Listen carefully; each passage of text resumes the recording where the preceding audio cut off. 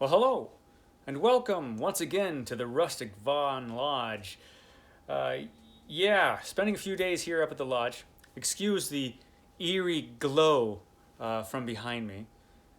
It's just that time of day. And I was just stepping in here and I noticed, I've got a bookshelf in here that's kind of eclectic. And it's full of books that, usually when I come up here, I usually bring books. But I do keep some books up here, and the lady of Vaughan Manor keeps a couple books up here, and so we got a little bookshelf, which I guess is here just in case I lose my mind and forget to bring a book or two up here, or if I finish reading whatever I'm reading. I guess I have other things to read, so it's kind of like an emergency stash here at the lodge that stays up here, and so it's a little tiny bookshelf tour of all the strange things I keep up here at the lodge. Okay, first thing, starting over here. This is not my book. This is this is the lady of the lodge's book. How Not to Die by Michael Greger, MD, which is a vegan ebook. I'm a vegan. My girlfriend's a vegan, and this is by some vegan doctor who's telling you, hey, eat this vegan food and you won't die. I think that's wrong. Just between you and me, I'm pretty sure eventually you're gonna die anyway. But you certainly can improve your health by being vegan. But yeah, you're probably, eventually, yeah, you're gonna die. Sorry, I didn't mean to break the news. Anyway, let's move on to something cheerier. Hey, how about, this is my book. This is Michael Grant, The Rise of the Greeks. I love ancient history, so I got to keep some up here. Michael Grant was a very popular historian of popular histories, and The Rise of the Greeks was one of his. I read this once before, a long time ago, and thought it was pretty good. Most of Grant's books, I think, are pretty good. So yeah, I've got this up here, just in case I want to read it. So there you go. What is this? A Higher Loyalty, Truth, Lies, and Leadership by James Comey. This is not my book. Once again, The Lady of the Lodge, it's her book. It's about politics. I hate politics. I hate politics. So, I'm not going to read this book, like, ever. But, not my book, so yeah, don't have to read it. Thank goodness. So I'll put that back here. Here is another ancient history book, another book about Greece, creators, conquerors, and citizens. A History of Ancient Greece by Robin Waterfield. This one looks pretty good. So I brought it up here and stashed it here just in case I ever want to read it up here. I haven't read it yet, but it does look like it's pretty good. I've kind of gone through it a little bit.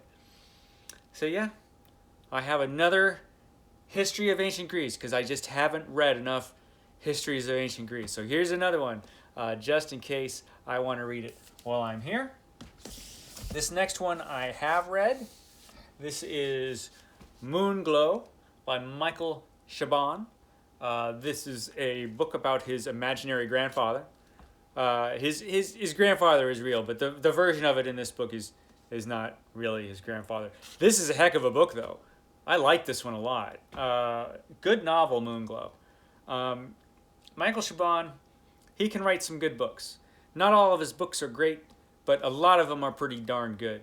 And this is a pretty darn good book about Michael Chabon's imaginary grandfather. Okay, now, I can't go anywhere without a little Dracula lying around. This is actually a comic book, or a graphic novel, if you want to get fancy. But, it's a comic book about Dracula, and it's a pretty good one, too. Yeah, so always got to have some Dracula wherever I go, and look at that great cover. That's awesome. I like Dracula. And now, to get horrific, it's the dreaded Necronomicon. Yes, no bookshelf is complete without some mythos horror. And so this is the Necronomicon, the best weird tales of H.P. Lovecraft.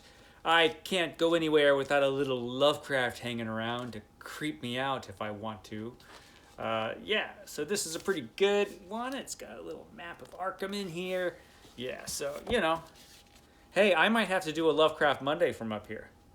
I might be doing a Lovecraft Monday from up here, actually. So, gotta have some Lovecraft around, and this is a pretty good one. Okay, now this next one, The Sound of Distant Engines by Robert E. Dunn. I picked this one up because I watched Books of Blood, and John from Books of Blood was talking about this one, and it sounded kind of cool. It sounded kind of like a Richard Matheson kind of thing, but yeah, I haven't read it yet, but it sounded good. Yeah. Yeah, sounds kind of like a weird libertarian fantasy, but you know, I'm up for it. So there's that. And of course, I just might want to read some science fiction up here, so I got some science fiction short stories, the good old stuff. This one's edited by Gardner DeZois. DeZois? You know I can't pronounce names like ever. But yeah, the good old stuff. If I want to read the good old stuff, I've got the good old stuff right here. And look at that great cover. That cover was actually, the first time I saw this illustration, it was the cover illustration for a book called Galactic Derelict. And I'm trying to remember who wrote Galactic Derelict. Man, I wish I had looked that up before I did this video. I'll have to find out and maybe put it in the description box down below if I remember. I probably won't. But yeah, good old science fiction stories just in case I want some science fiction up here. Gotta be prepared, you know, for all eventualities. This next book is Etched in Jade by Roxanne Wong. And this is Roxanne right there. Roxanne is actually an acquaintance of the lady of the lodge. She knows this nice lady who wrote this novel. This is a self-published book, and yeah, a self-published book. It was published what, back in 2008? Yeah, it was published a number of years ago. Self-published book that Anna read. That's the lady of the lodge, and she liked it quite a bit. Says it's pretty good. So okay, I'm probably not going to read it though because I'm not big for romance. And then, of course, you might need some short stories up here. So this is the Best American Short Stories. This is the 2007 edition. So just a random volume of short stories. This one is edited by Stephen King. I haven't actually read any of this because you know me, if I start reading it I have to read the whole thing. I can't just like read a story or two because I'm insane. So if I start this, I have to read like all of it. And, you know, so I haven't read this yet, but it's a good thing to have around. I'm sure the stories are pretty good.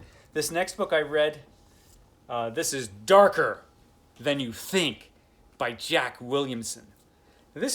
I've read this, and I ought to do a video on this because it's so weird. This is kind of a weird sort of werewolf novel. There are werewolves in this, but they're more than just werewolves. They're invisible werewolves, but they're more than just invisible werewolves. It's a whole thing. You got witches and monster hunters, and this is a great book, man. And I'm gonna do a whole video on just this book because it's out there.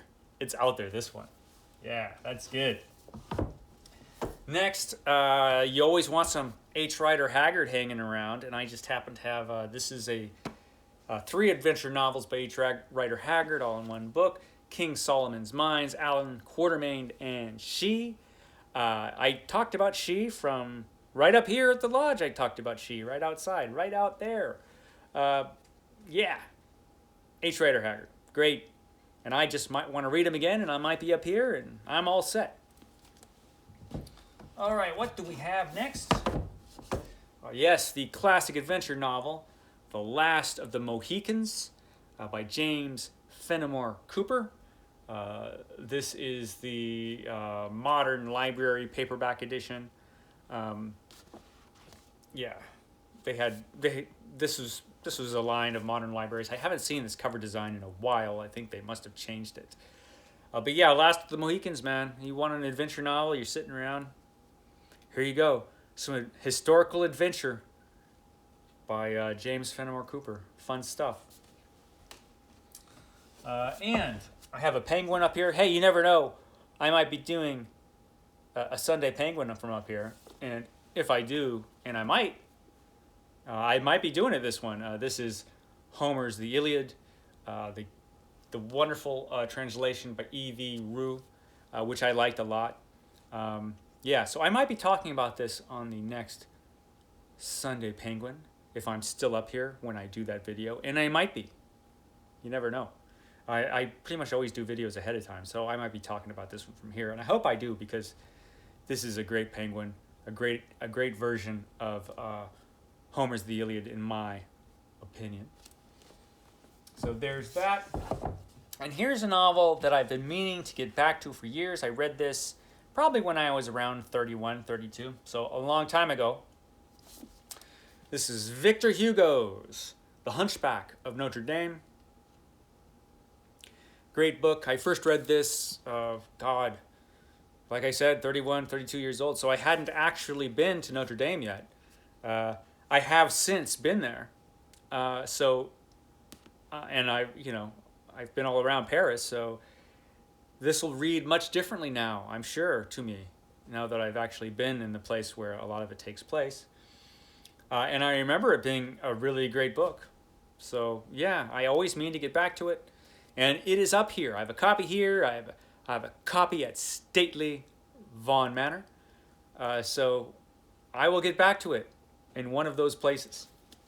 So there's that. And then to finish out the shelf, we have some Westerns, because you can't be at a rustic place without some Westerns lying around. And I do like a good Western. And this guy wrote a few good Westerns. More than a few, I have to tell you. Louis L'Amour, The Man from the Broken Hills, which I got for $1.95 apparently at the bookshop in Hayward a long time ago. I'm not sure the bookshop in Hayward is still there. I hope it is. Yeah, I got this probably like 15 years ago or something. I haven't read it yet.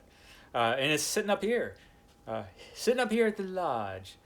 So The Man from the Broken Hills, I like Louis L'Amour. He's a fun, action-packed writer. Sure, sometimes he has a room full of 6 characters and then he forgets about one and it turns into a room of 5 characters. Stuff like that sometimes happen in Louis L'Amour books. But who cares? They're fun. And yeah. Man from Broken Hills.